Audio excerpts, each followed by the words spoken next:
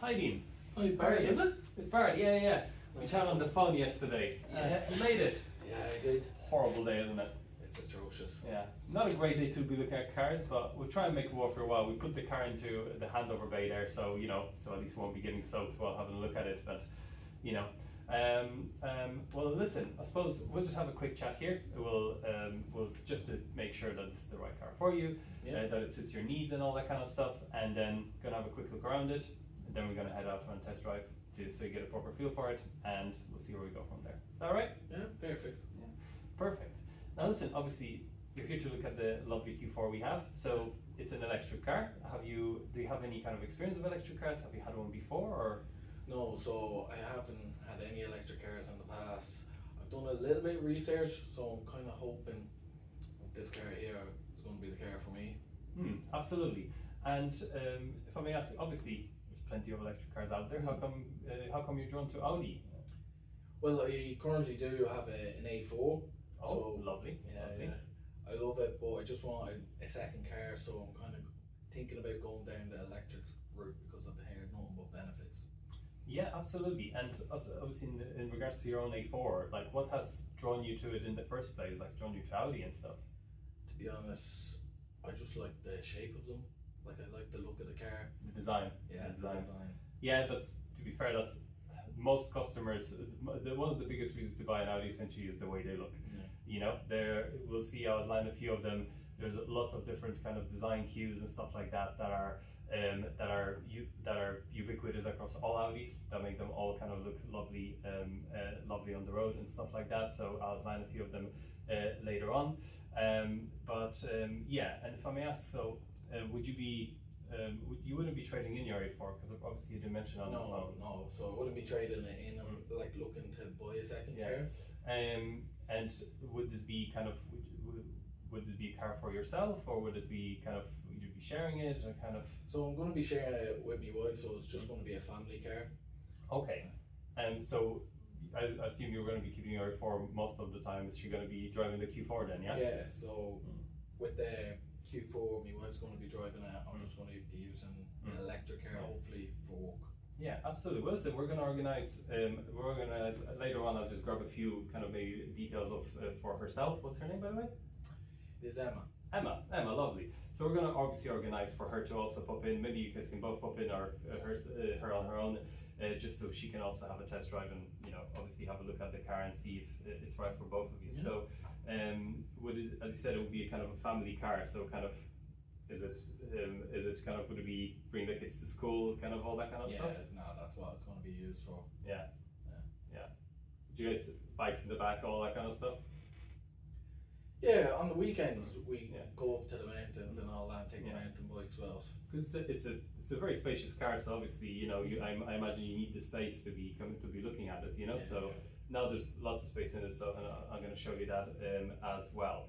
Now I suppose in terms of kind of electric cars, do you have any question in regards to kind of the range or the charging? Obviously it's important. Those are important bits. Yeah, so like I've heard a couple of things about them, but I just want to know, like, how long does it take to like fully charge the cars? So let's say at the average speed of like of a standard kind of house wall box, which you'd be rarely charging it from zero, but at an average speed of like 7 kilowatts, that would take around 11 hours. But for the most part, you would be charging it from say 40 up to something, like you'd be charging that overnight for a few hours. So it's very, it's very, very usable. In terms of kind of fast charging, if you guys were to take the car kind of further away, so the car can charge at up to 135 kilowatts up to 135 kilowatts from 5 to 80%. There's always above 80%, and that's the case in all electric cars. It always kind of slows down a little bit because it's just a little bit harder to get the energy. Yeah, once you reach 80%, the charging kind of process slows down a little bit because it's hard to just fill up the battery fully. But that's why it's you have the car has a route planner in the satellite navigation, so you can kind of plan out the charging stops and all that kind of stuff. Now, another thing to mention, obviously, you'd be buying the car from through kind of Audi Approved Plus. So just kind of outline the benefits of it. Each car goes through a 110-point check. just check everything mechanically. Every single car gets put through a history check to make sure there's never been any incidents, you know, full service history, everything like that. Like for peace of mind, you also do get a 1-year comprehensive Audi warranty, and that includes Audi Assist, which is kind of roadside assistance. On top of that, with all of our kind of battery electric cars, like such as this one, you do get an 8-year or 160,000 kilometer warranty from factory. So obviously this car is a 2022, it's got around 60,000 kilometers, so you have a bulk of 5 years and 100,000 kilometers left on that. Now what that guarantees basically is you have when the car reaches 8 years, that will still have at least 70% of the usable space in the battery will still be available, you know? Just in Audi's own research, we've not had a single battery come back to us yet.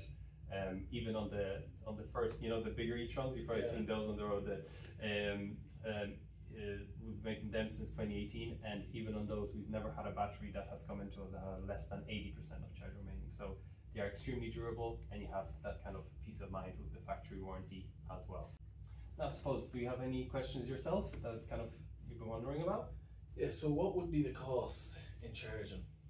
Now, to be fair, it does vary, you know, with each electricity provider, slightly different rates and all that kind of stuff. And especially if you're charging at public chargers, obviously that depends on the provider, what the cost would be. But like just to let you know, in my own experience, I've had a customer who has bought one of the Q4s with me a few months back, and recently I've been just chatting to him just to obviously check in and see how he's doing. And he has solar panels installed on the roof of his house. So if there's excess energy, he can sell it back to the grid, and he sells it back to the grid at I believe 15 cents per kilowatt, right? Okay. And then he charges his car. He has it set up with his electricity provider that he has nightly rates that are lower, and you would be able to do that as well. And in his particular case, the cost to charge a car per kilowatt is 8 cents per kilowatt hour, right? So, you know, obviously that can vary, but to him it feels, and he says he feels like he's driving the car for free. Obviously he's not, but just the way it works out for him. Now, if you were to think this car has an 80 kilowatt kind of battery, and you can have, if you were to charge it from then 0 to 100, then you have, then that would cost around, I believe, like €4.70, something like that, around £5 for around like 450 kilometers, which is what they would do, you know. Now Audi advertises the Q4, this particular spec of the Q4 up to 511 kilometers of range, and that is absolutely reachable, and you can exceed it as well. But obviously that very much depends on the kind of the factors, the conditions of the conditions, the kind of what kind of roads you're driving, and all that kind of stuff. So it can vary. In my own experience, I've had a few of these as company cars, and in that regard, I've had pretty reliable 420 to 450 kilometers of range, which is good. Yeah. Like kind of what kind of distance would you say you guys would cover? At least what, for example, your wife would cover in the day?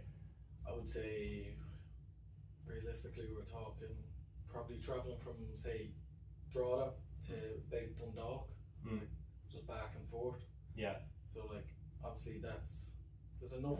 That's around what I believe that's 30-40 kilometers. You know. 30-40 kilometers, like, so realistically you wouldn't even need to plug the car in every day. It would be once every few days, you know. And it's amazing with electric cars, you very quickly, takes a few days to get used to, you know. You do kind of look at the range a little bit at the beginning going and keep an eye on it, but once you learned what you can expect basically consistently, it very much becomes, you know, it just becomes like any other car. You just that is something you know that you're probably going to get there, and you know what to expect in terms of range, and that just doesn't, and it just stops being a worry basically, you know. At least in my own case, you know. But yeah, listen, I suppose I believe, you know, we've covered a few things here. Would you like to go and have a look at the car then? Yeah, I'd love to have a look at the car. Yeah, perfect. Let's go.